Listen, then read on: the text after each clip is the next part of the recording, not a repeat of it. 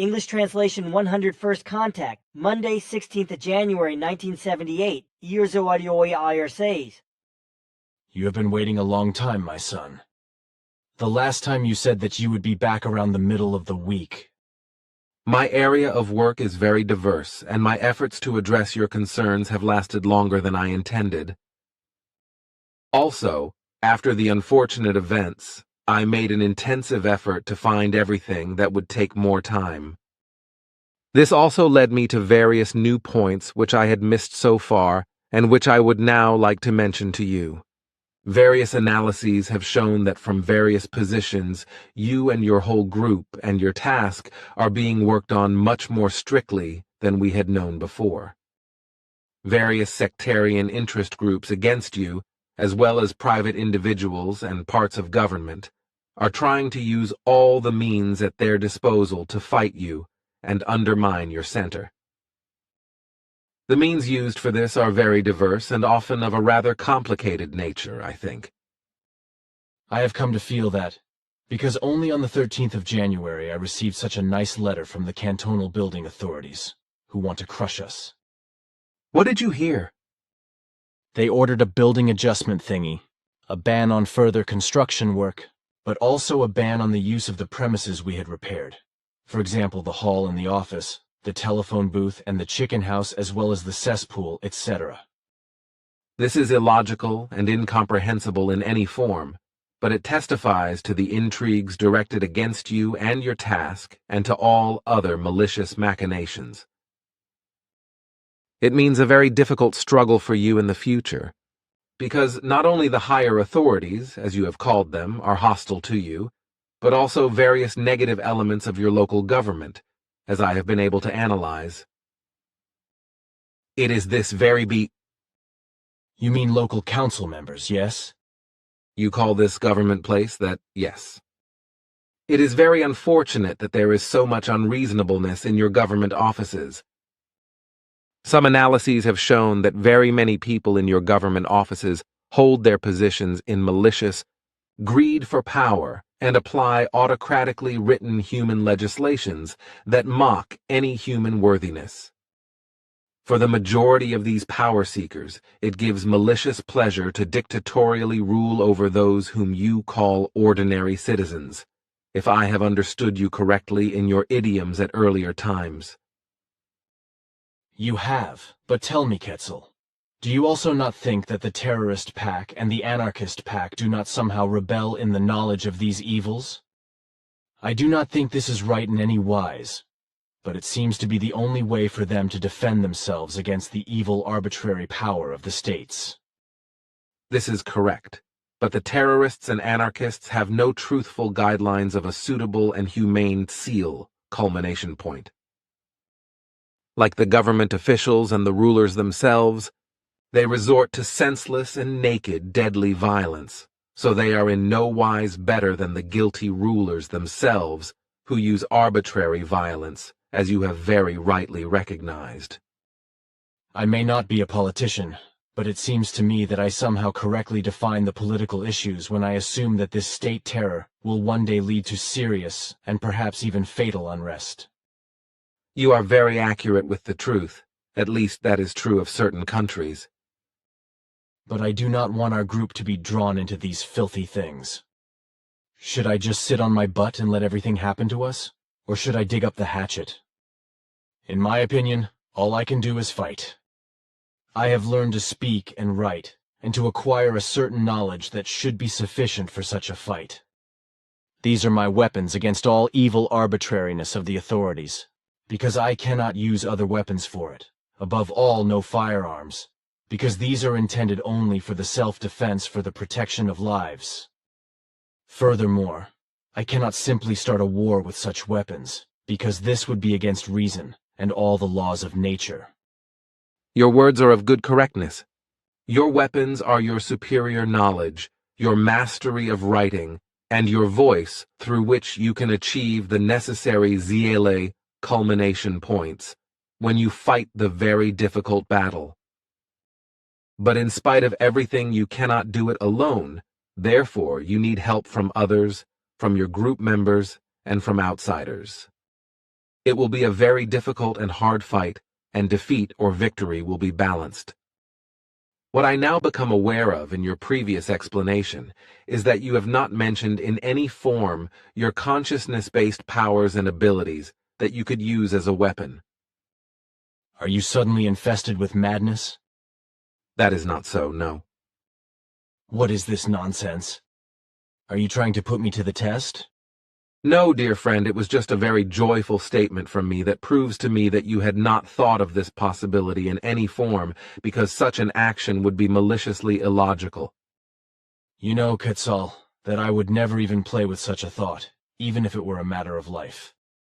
What I cannot direct in such situations through my voice, my word, my writing skills, or through logical manual actions, I will never do through the use of the consciousness powers. It would be the most vicious form of Gavolt, a form of violence I am ever able to use. It speaks from you of very great wisdom and reverence for all truth and love. Nonsense. Do not dramatize everything.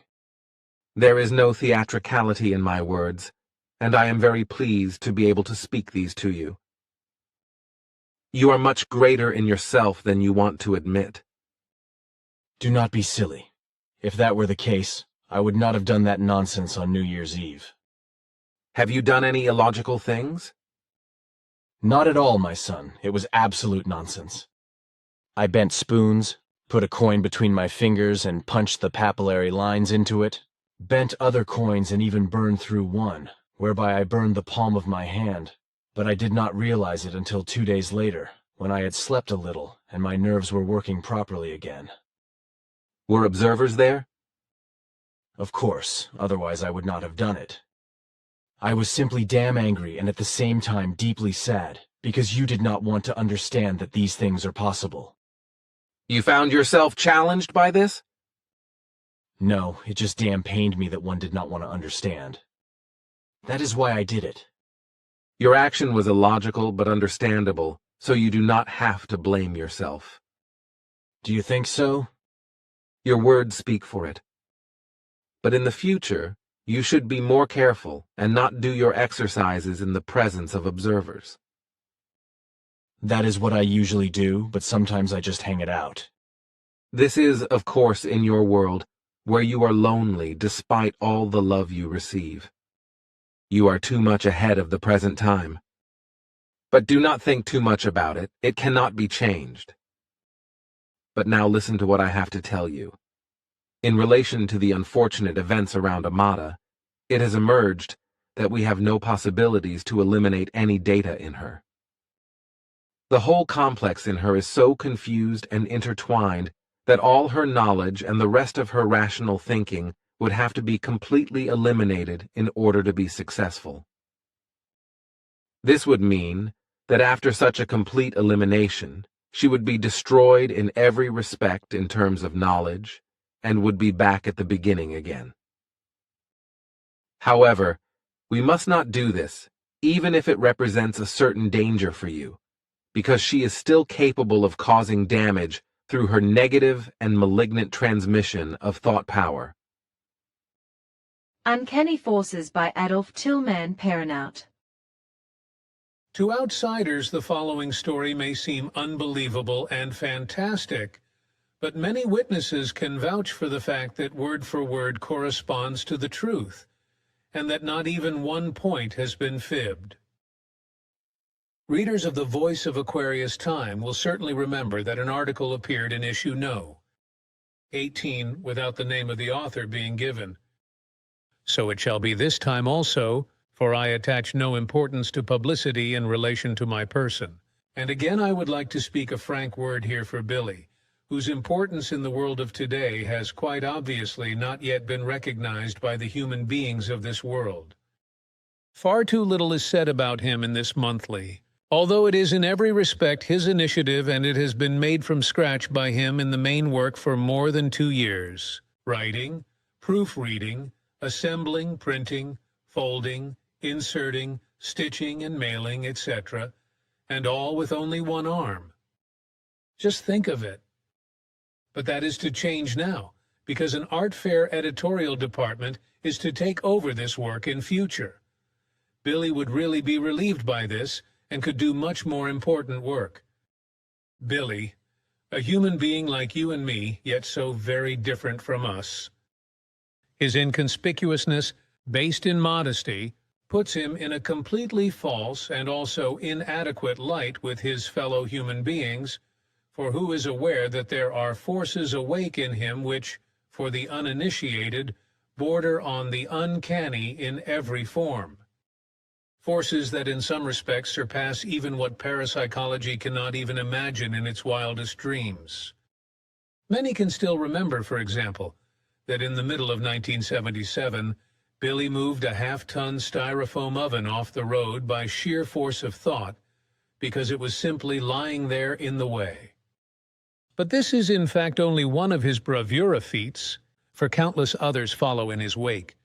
For years, this person and that person have been saying that they have observed Billy bending spoons or simply letting them fall in two through pure mental consciousness power. He is said to have crushed coins pressed between his fingers, leaving papillary lines in the metal, and so on.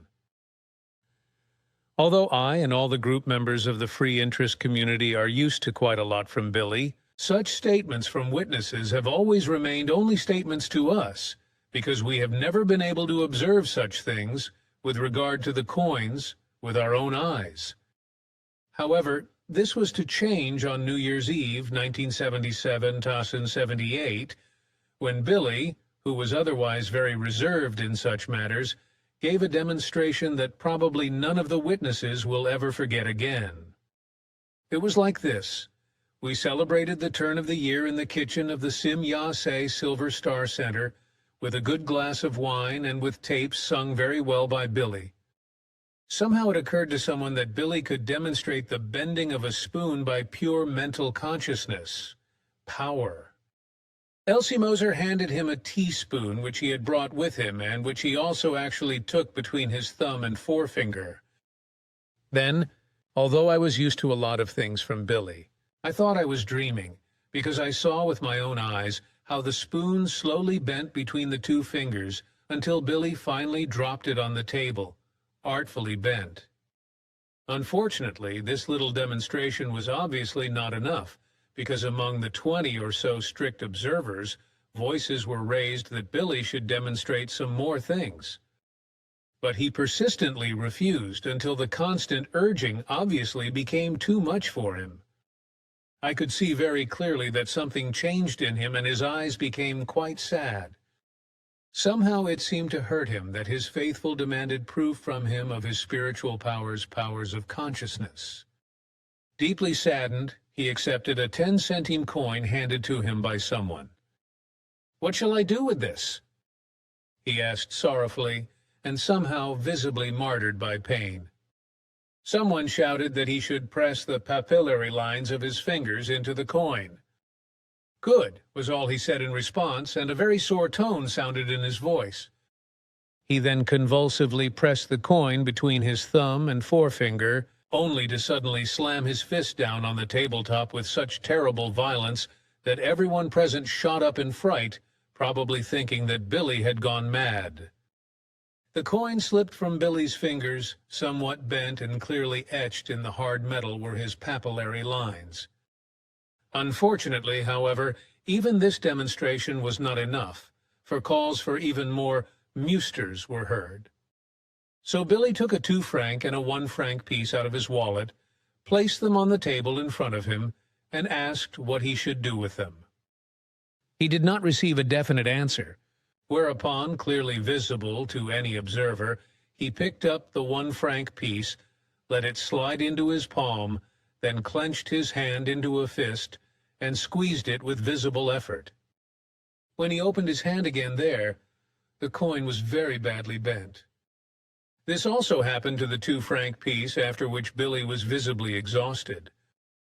But the unreasonableness of some witnesses meant that what had been done was not enough, so more was demanded. Tired, Billy reached for his wallet again and wanted to take out another coin, but this did not happen, because from somewhere he was handed another 2-franc piece to work on. With a bitter face, he accepted the coin, let it slide onto his palm, and closed his hand into a fist, in front of everyone, then wearily said that this was the last thing he would do that night.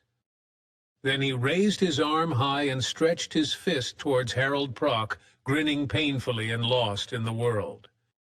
Deep inside him, a hell seemed to be blazing, probably because he was being challenged and everything was being provoked to the last. His face was somehow distorted, and it seemed strange. Suddenly, however, his features seemed to distort even more. His skin became almost transparent, while tears suddenly rolled out of his eyes. Then, it was simply outrageous, his physiognomy began to tremble, along with the fist that hovered over the tabletop. Billy's eyes suddenly screamed open, his gaze lost somewhere in the infinite distance, while suddenly there was a heavy silence in the room and no one dared to make a sound. It lasted barely 10 or 15 seconds, then Billy slumped down like a doll, snow-white in the face and gasping for breath. Spasmodically, he opened his hand and let the now completely deformed and glowing 2-franc piece fall onto the table, only to cling just as spasmodically to Elsie's arm, helpless and obviously completely at the end of his tether. It took long minutes before Billy recovered and could speak reasonably. His lips had turned white-blue, and a burn mark was clearly visible in the palm of his hand. Why? We looked at the 2-franc piece that was now passing from hand to hand, and it was deformed, burnt through and burnt. One of the people who should know explained that it had taken about 1,500 degrees of heat to burn the coin through. 2,500 degrees of heat, remember, and that developed in Billy's hand, by the purest power of the spirit consciousness. It should be obvious that none of us witnesses will ever again demand such madness from Billy. We have seen it all with our own eyes and witnessed it personally. It was enough for us, more than enough, in fact. Harold Prock, who was sitting directly opposite Billy and was able to look him in the eye, was deeply shocked and said that he had suddenly seen through Billy's eyes into eternity. What more can one say? Billy, a human being like you and me, and yet he is so very different from all of us. Only now do I really understand how damned lonely this human being Billy must be with all his gigantic knowledge and ability inside him, as Sim Ya Se has often said of him. But how great in truth must this man be in himself, that he does not use his gigantic powers to his material advantage, and does not even reach for them in thought, even in great need. If we members of the Free Interest Group did not know very well who Billy is in truth, and who he was in former times of life, we might wonder about him. But this way, we can recognize that the truth is everlasting and breaks through to the light again and again. Even though this truth is often very hard, we recognize it, no matter how much scheming is done against Billy by the ignorant, the misguided, and those who want to stand in the place he holds. But for all those, let it be said that in every respect they are far too small, too unimportant and too weak to be able to offer Billy even a glass of water, for even if he is only a human being like you and me, he is nevertheless in all things much greater than all of us, something very special and particular in every respect. This must be made clear, whereby this clarification in no way has anything to do with glorification, adoration, or idolization, but solely with existing facts, with the most realistic truth imaginable that is still recognizable, and that will exist eternally. Is it not laughable that at the present time Billy is disregarded and trampled underfoot, just because he is alive at the present time, and is once again spreading the truth under a different name than he did in the past? And is it not even more laughable that, despite being trampled on with malice, he is simultaneously worshipped for the existence of a much earlier life, just because he bore a different name then, and because his teachings at that time were falsified in a cultic religious manner? That is not good.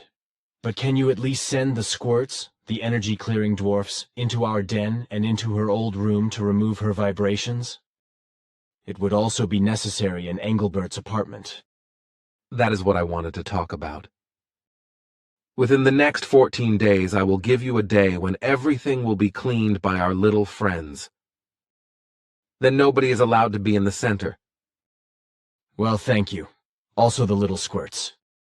Now look here. There is another letter from Marcel. Can you give it to Sim Yase? No. Absolute silence is ordered for her. Therefore, I can deliver her no letters from you either. Too bad, but it cannot be changed.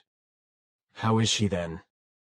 Her condition is extremely satisfying, and complications are no longer to be expected when she has her necessary rest. All right, I understand. Then just love greetings to her from all of us. I will be happy to pay her these, and I should also bring you very dear greetings from her for you and all the group members. Thank you very much, my son. That will please everyone. But now a question about Olgi and Marcel. Olgi cannot keep her time on the 25th of January, and Marcel on the 4th of February. How much time? Let me think for a moment. Yes, Olga would have to add 1 more day, while Marcel would have to add 2 more days, all of which has to be done before the 5th of February. As I had Sim Yase explained to you earlier, the times change for everyone on the 6th of February, according to which a time of 2 hours applies uniformly. The timing can be handled individually by you from this date, but care should be taken to ensure that the Sohar Center is used as often as possible by each group member in relation to the meditative exercises. With regard to the previous fluidal power storage, the records have shown that the time can be reduced uniformly to 2 hours and 10 minutes for 3 group members by various factors, such as your wife, who nevertheless has to keep to her additional day, Claire and Hans, while Elsa has to add another additional day to the already existing one. This additional day must still be completed by the 5th of February. Well, then one more question. Do you know anything about the fact that in the depths of the sea in the Bermuda Triangle, a huge pyramid is supposed to lie sunken? The baseline should be 333 meters, and the height should be about 223 meters. Something like this is not known to me. Thank you. Then I have a whole series of questions to ask you. Do you still have time for that? Are they questions from your initiative? No, they come from group members. I cannot answer such questions in the future anymore, because they usually refer to things that we cannot answer. Otherwise, however, I recently also explained to you that for the time being, a joint decision should no longer be made. Despite the realization that we have made mistakes in your form of treatment and communication and assessment, the decision has been maintained that in the future, no explanations should be given unless the questions come from you personally, which should be controlled in each case with questions. That is hard, Quetzal. And then what about letters? In the future, no more should be addressed to us. Unfortunately, I do not make a decision on this alone, according to which I will not be able to change this matter on my own. Then not, even if it is quite bitter. So let us talk about something else. I have a question to which I only want one answer in the report, but that I do not want my question to be mentioned. Then ask your question. These concerns are known to me. They are based on incarnation transmissions, because what was already created in the human being in previous lives and was of permanence, as you know, is held for all time in the storage banks and is impulsively reawakened, that is to say, withdrawn by the new personality from the storage banks again in the next life. For example, a once profoundly existing, fine fluidal-based love is not simply totally eliminated by death, but is transferred to the spiritual realm, which returns it impulsively to the material realm at the next incarnation via the spiritual consciousness, subconsciousness, and the gemut, fine fluidal spiritual counterpart to the half-material psyche, when the corresponding factors meet again, whereby it comes to bloom anew and expands more and more, up to the culmination point, where it unifies itself in universal form and unites itself with all that lives in gross material and creational energetic form. Thank you, Quetzal. Your answer is very accurate and confirms everything I have found. So I was right about my result. Thank you. It was a pleasure to be able to give you the explanation. Thank you, my son.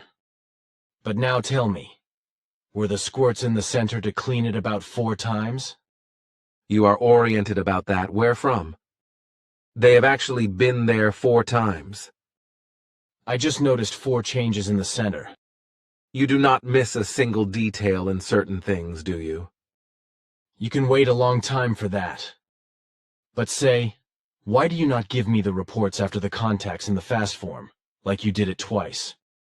It would save me a lot of time. I can do this here and there, but not too often, because it tears and pulls too much at your powers. If the reports are sent to you in the usual form as they have always been, then you are doing an unprecedented amount of work. But if I give it to you in the fast form I have developed, your work effort will increase massively. Aha. How much time of normal work does it take if you send me a typewriter page report with the usual time? I have not calculated that, which is why I can only turn to you my self-calculated data, which is divided into minutes. 1 minute of telepathic transmission in the duration of the normal speaking time requires from you a power consumption of physical power of 23 minutes of normal work performance, which means that if you have 30 minutes of telepathic recording to make, you perform a physical work performance of great magnitude, namely one that corresponds to 690 minutes of continuous and strenuous physical work. A 1-hour telepathic record to you thus requires 1,380 minutes of physical effort, while data triples in rapid transmission. So this means that for 1 hour of data transfer at normal work rate, 23 hours of physical work is involved? That is crazy. How am I supposed to do that? You constantly regenerate your strength, which is why you are always exhausted after a transmission, by the power consumption itself and by the regeneration process. But no one can keep that up. Usually not, but somehow, and this is an unsolved riddle for us as well, you manage it and keep it going. But now, my friend, it is time again, because I have to go. Goodbye, and greet everyone very dearly from me, also your cannibal. Ah, yes, I still have to get her from the center at 2:15 HRs. Take care, my friend, and also to your dear greetings.